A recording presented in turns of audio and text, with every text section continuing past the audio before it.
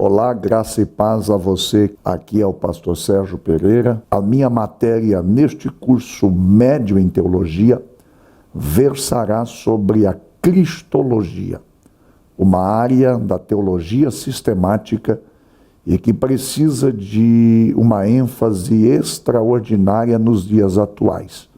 Basear-me-ei na Bíblia Sagrada, que me faço acompanhar dela, e também estarei baseando-me em duas obras de teologia sistemática, que é a obra de Luiz Berkoff, que o amado leitor ou o amado telespectador tem aí na sua tela esta obra em especial, e além desta obra, eu também utilizarei nas nossas aulas a teologia sistemática de Wayne Grudem. Nestes estão as bases que trabalharemos a nossa teologia sistemática, além da obra Cristologia do Novo Testamento de Oscar Cullmann. Meu objetivo não é de forma alguma esgotar o tema, mas sim traçar linhas delineatórias para que nós possamos nos embasar. Haja visto que a cristologia da Igreja Evangélica contemporânea é uma cristologia doente. Nós estamos vendo nosso Senhor Jesus apenas como um objeto da nossa manipulação, ou até mesmo como o gênio da lâmpada que concede os nossos desejos mais sórdidos e perspicazes.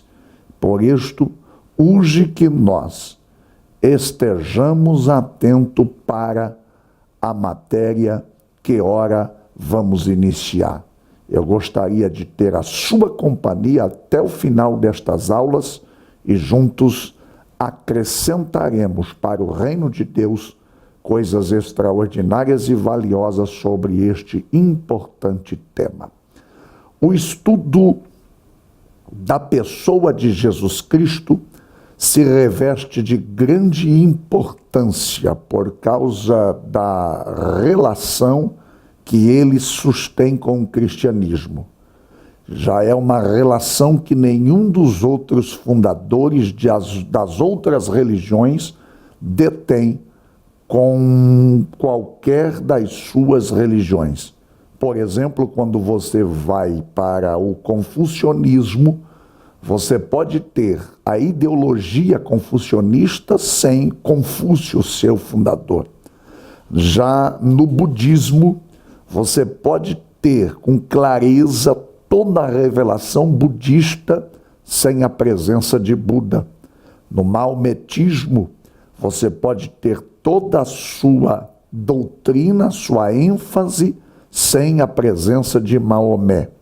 O que nós chamamos de mormonismo sobrevive e a sua doutrina se desenrola sem a presença de Joseph Smith, o seu fundador. Quando nós vamos para a ciência cristã, Mary Beck Eddy também não faz falta. Agora, preciosos irmãos, é impossível haver o cristianismo sem Jesus, porque como eu falo nesta fala, o cristianismo é Cristo e Cristo é o cristianismo. Guarde bem isto, numa coisa se funde a outra. Cristo é o cristianismo e quando você vai definir o cristianismo, você precisa introduzir Cristo na conversa, porque não há cristianismo sem a presença de Cristo. Logo, não se trata de uma religião, mas sim de um modo de vida, de uma filosofia extraordinária de vida, e esta vida é a vida de Jesus posta no coração do ouvinte. Para continuarmos a nossa aula introdutória desta matéria, eu preciso fazer a leitura de um texto bíblico na carta do apóstolo Paulo aos Filipenses, no capítulo 2, versículos 5 em diante, que diz-nos as seguintes palavras: de sorte que haja em vós o mesmo sentimento que houve em Cristo Jesus, que, sendo em forma de Deus, não teve por usurpação ser igual a Deus, mas aniquilou-se a si mesmo, tomando a forma de servo, fazendo-se semelhante aos homens. E achado na forma de homem, humilhou-se a si mesmo, sendo obediente até a morte e morte de cruz. Pelo que também Deus o exaltou soberanamente e lhe deu um nome que é sobre todo nome, para que ao nome de Jesus se dobre todos os joelhos do que estão nos céus e na terra e debaixo da terra, e toda língua confesse que Jesus Cristo é o Senhor, para a glória de Deus Pai. Esta escritura de Paulo aos Filipenses, capítulo 2, versículos 5 a 11, é o resumo da doutrina da cristologia. É por aqui que permearemos o nosso pensamento. Para começarmos a discutir o nosso tema, vamos para as definições que são tão abrangentes nesta exposição, neste assunto tão extraordinário. Vejamos em primeira mão a definição etimológica.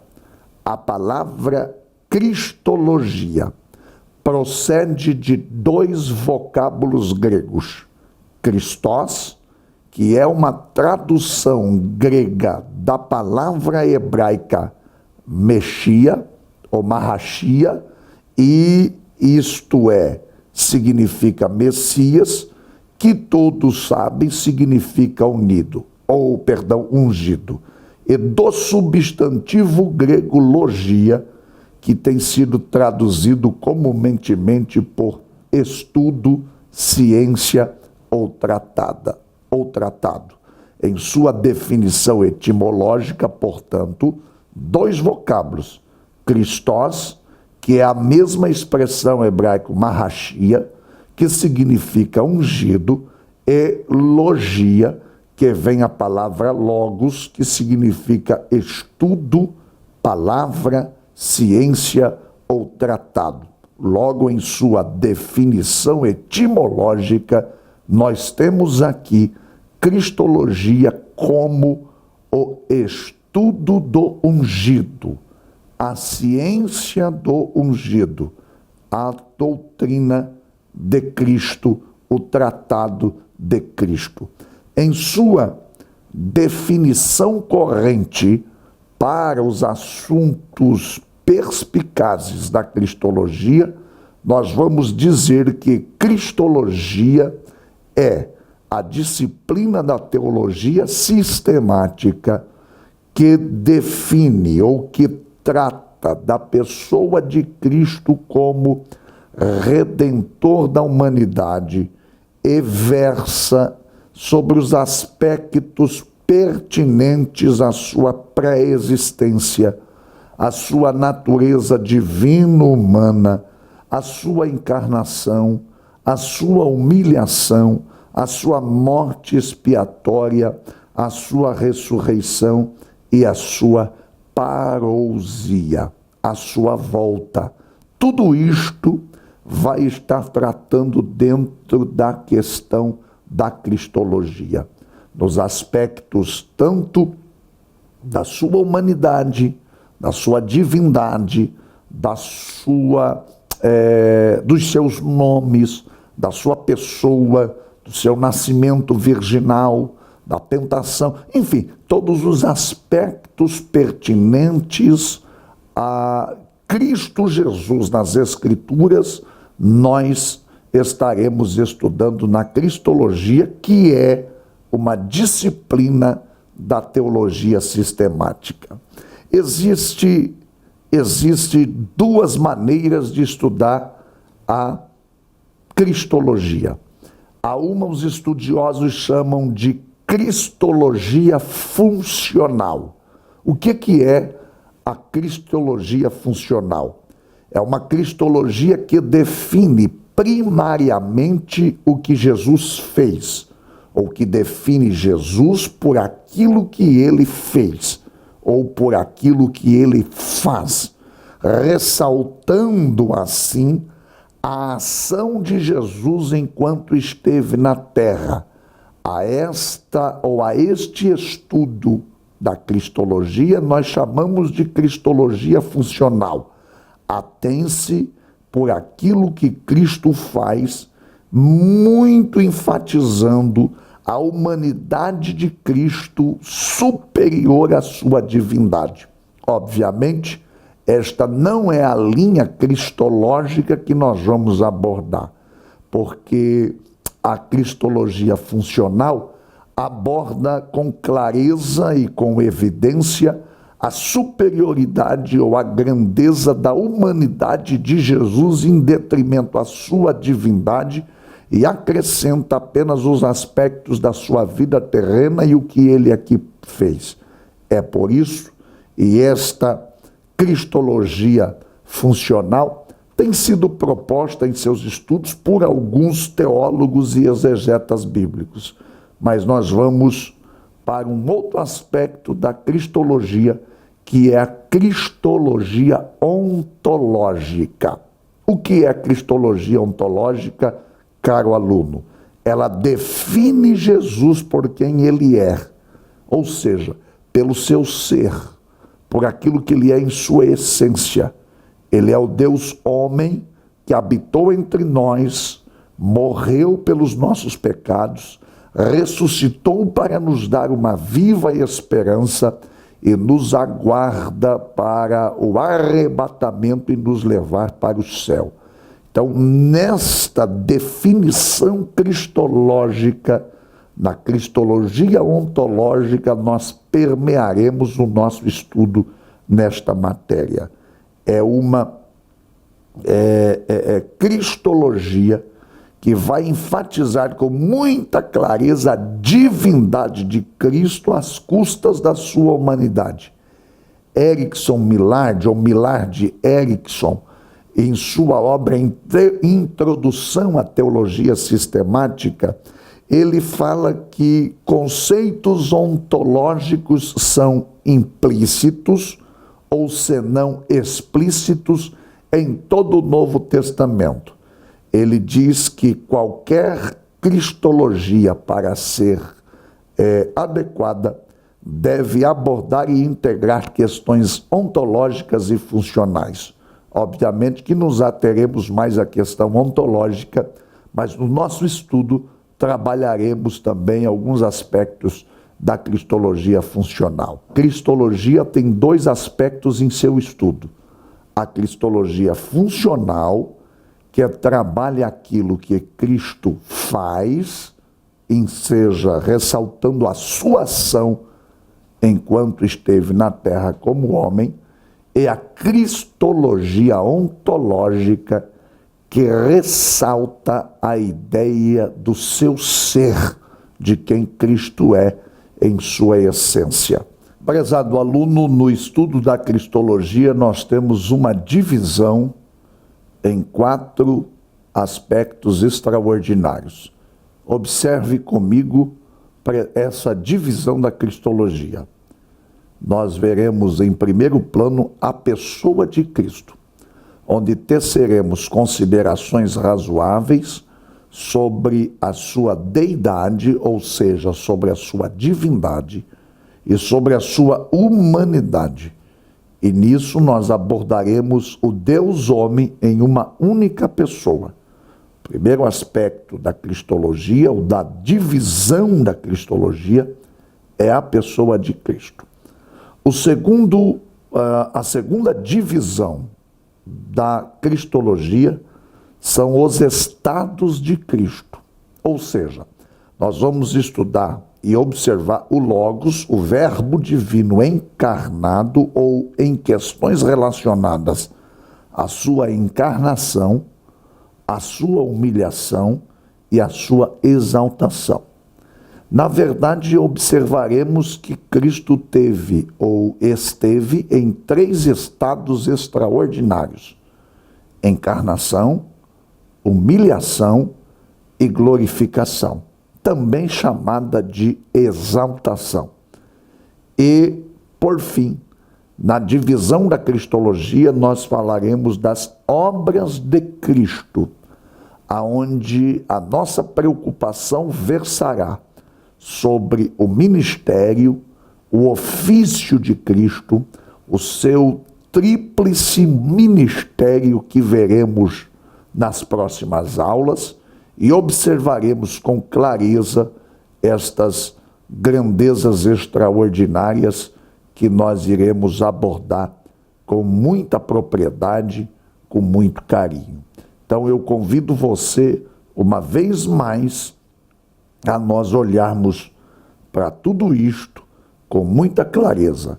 Divisão da Cristologia, a pessoa de Cristo, os estados de Cristo e as obras de Cristo, cada qual dentro do seu parâmetro, nos levará a entender a grandeza do nosso Salvador amado. Nas fontes de pesquisas da Cristologia, quais são as nossas fontes de pesquisas no trabalho da Cristologia? E aí nós precisamos olhar novamente para um aspecto extraordinário, porque na nossa fonte de pesquisa cristológica será, obviamente, as Escrituras Sagradas, a Bíblia, a Palavra de Deus. E lá, todos nós conhecemos, como estudantes apaixonados pela Bíblia Sagrada, os tratados em 2 testamentos, o Antigo Testamento e no Novo Testamento.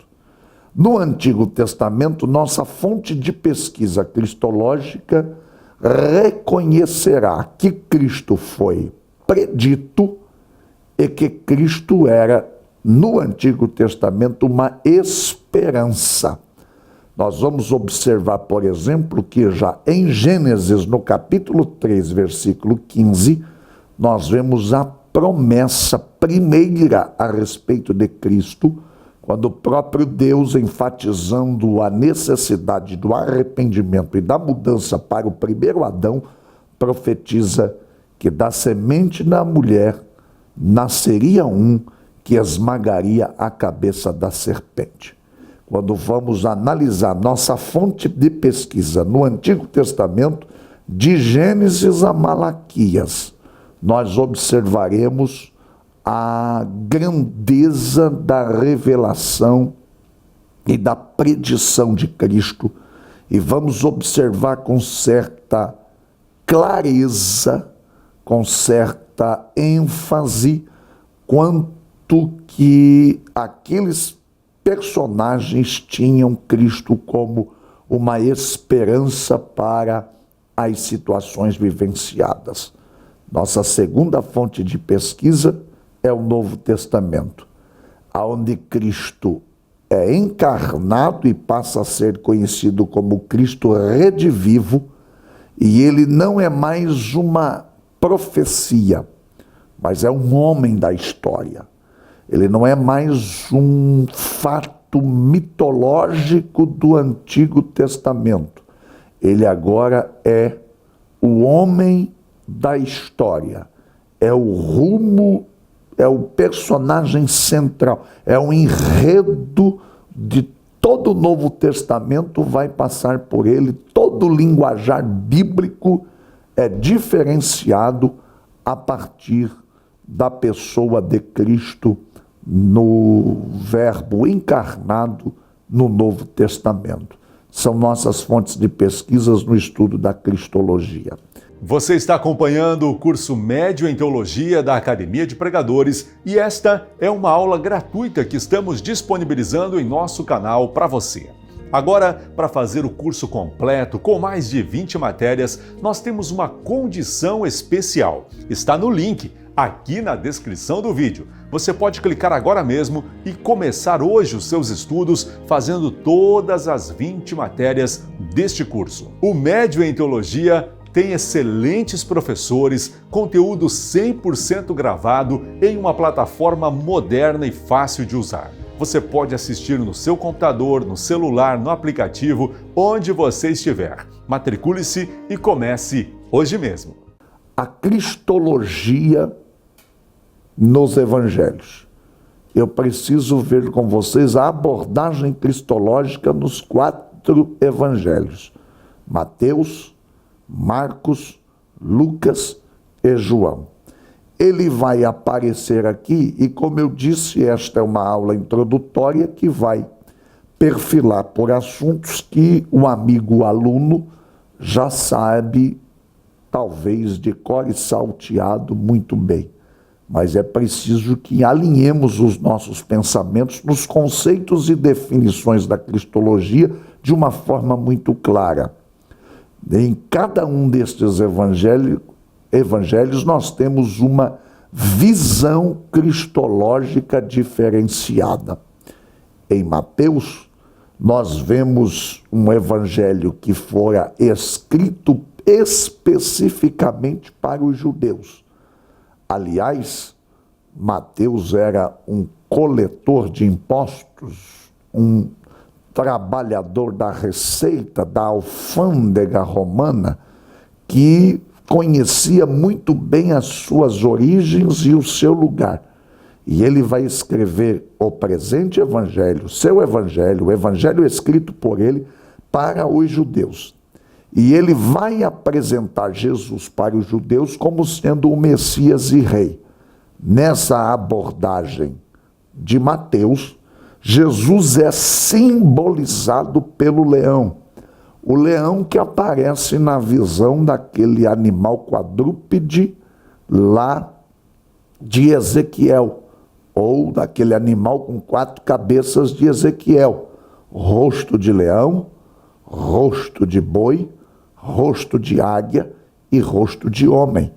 Aqui, o rosto de leão aponta para o Evangelho de Mateus. Até porque o leão era o emblema da tribo de Judá. O emblema, o estandarte da tribo de Judá era o leão. E Jesus, ele é originário da tribo de Judá. Então a tribo de Judá era a tribo da dinastia davídica. Jesus também vai ser conhecido como filho de Davi. A descendência ou a ascendência genealógica de Jesus passa por Davi. Essa tribo, da onde Jesus ou de onde Jesus nasceu, é emblemada ou simbolizada como seu emblema, tendo o leão como seu emblema. É por isso que Jesus vai ficar conhecido como o leão da tribo de Judá.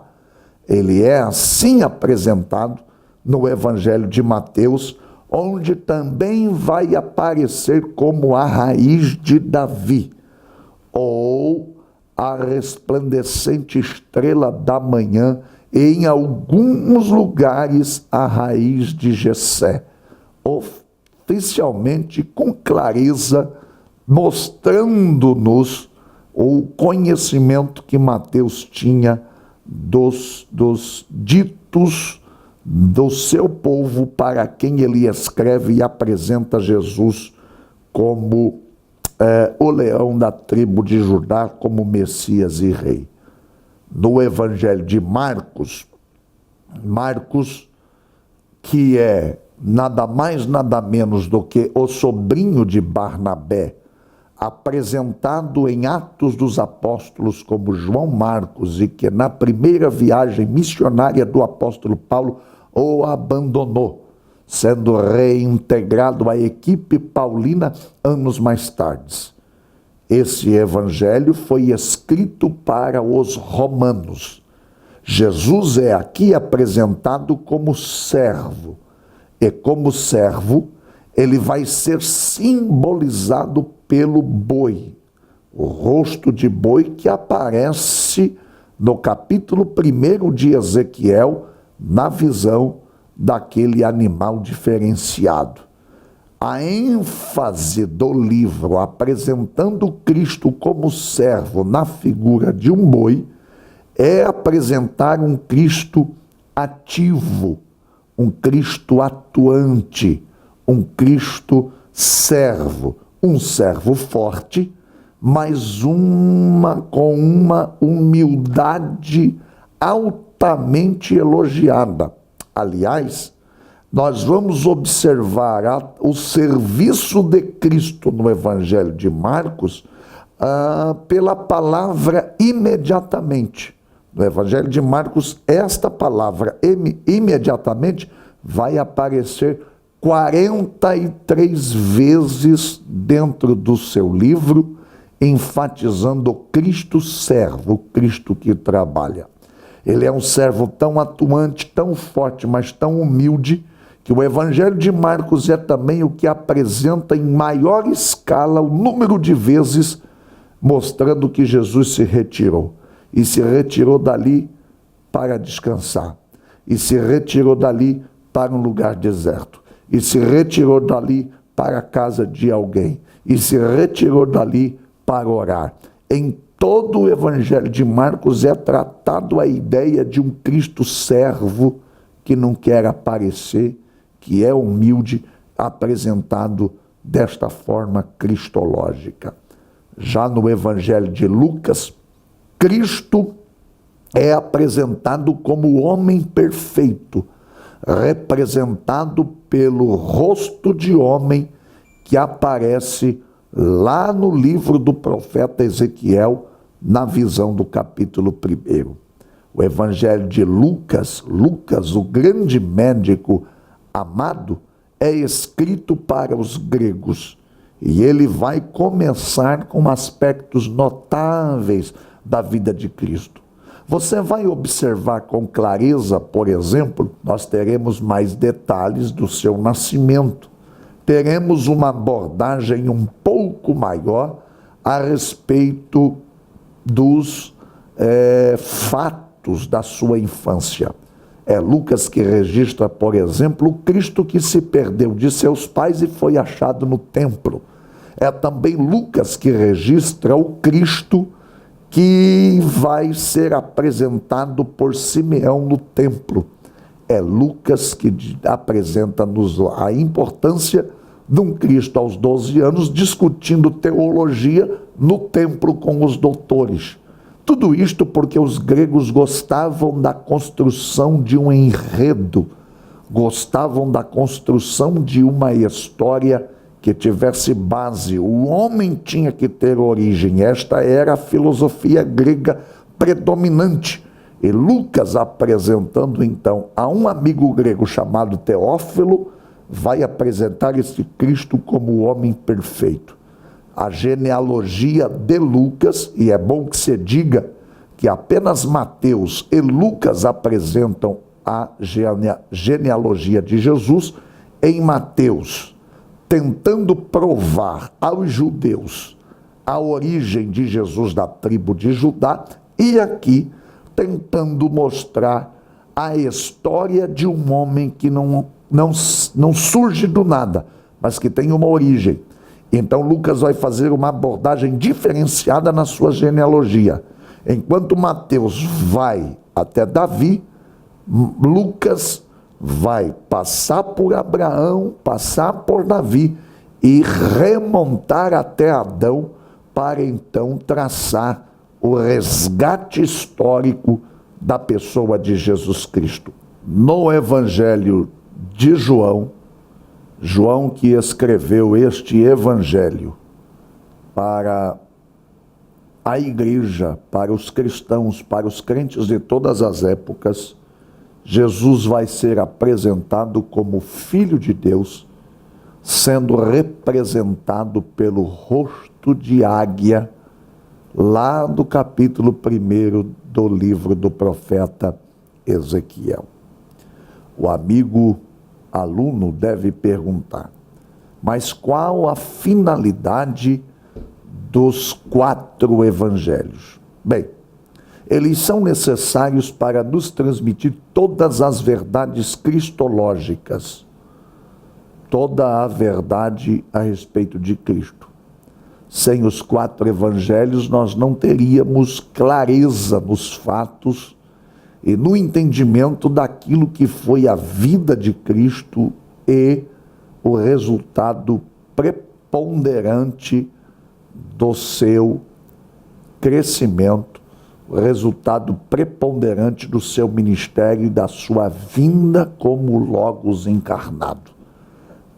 Além disso, nós vamos ver nas narrativas cristológicas a existência de uma magnífica fusão quádrupla da natureza de Cristo. E são justamente esses aspectos que vão formar o arcabouço doutrinário da cristologia. Senão, vejamos, em Mateus, como soberano rei, ele vem para reinar e governar. Então nós temos aqui um aspecto da cristologia extraordinariamente revelado. O Senhor Jesus é aquele que vem para reinar e governar. Não obstante ele ainda não ter cumprido na sua totalidade esta objetividade, nós vamos ver que em cada coração em que ele se faz Senhor, ele também já se torna rei. Então ele reina no coração de quem o recebeu como Senhor. Mas a eficácia preponderante do seu reinado se dará por ocasião do milênio, fato que você também estudará aqui na Academia de Pregadores, na matéria de escatologia. Em Marcos, nós vamos ver que, como servo, ele vem para servir e sofrer. Ele disse que não veio para servir, ou não veio para ser servido, mas para servir e dar a sua vida em resgate de muitos. Esse é o objetivo de sua encarnação: servir e sofrer. Em Marcos, ele é o servo sofredor que aparece em Isaías 53, que nem dá crédito para a pregação, por causa de alguém sem parecer nem formosura. E olhando nós para ele, nenhuma beleza víamos para que o desejássemos, porque era o mais indigno entre os homens, ou entre os homens, homem de dores, experimentado no sofrimento, de quem os homens escondiam o rosto. Este Cristo aparece, ou Marcos então apresenta um Cristo que vem na finalidade ministerial de servir e de sofrer.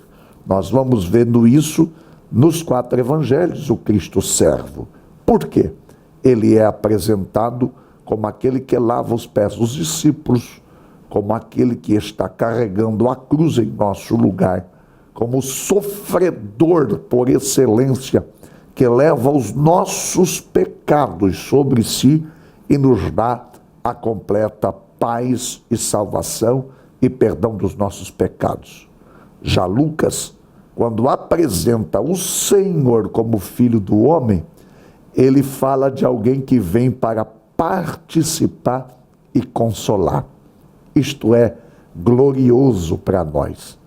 O Deus que se fez homem para participar dos nossos sofrimentos, para participar das nossas angústias, para participar dos nossos problemas, para participar das nossas particularidades e individualidades, e não apenas ser alguém participante, mas ser aquele que consola com as divinas consolações. Paulo, escrevendo aos Colossenses, vai falar exatamente isso, que o Deus de toda a consolação é um ministério específico do Deus que se fez homem, que habitou entre nós, que participou dos nossos sofrimentos e que agora nos consola mediante a presença do seu Santo Espírito, uma vez que o seu consolo dá-se através da intercessão de Cristo por nós junto ao Pai. Isto é extraordinário. O Evangelho de João, ao apresentar o Senhor Jesus como Filho de Deus, fala que ele vem para revelar o Pai e para remir a humanidade.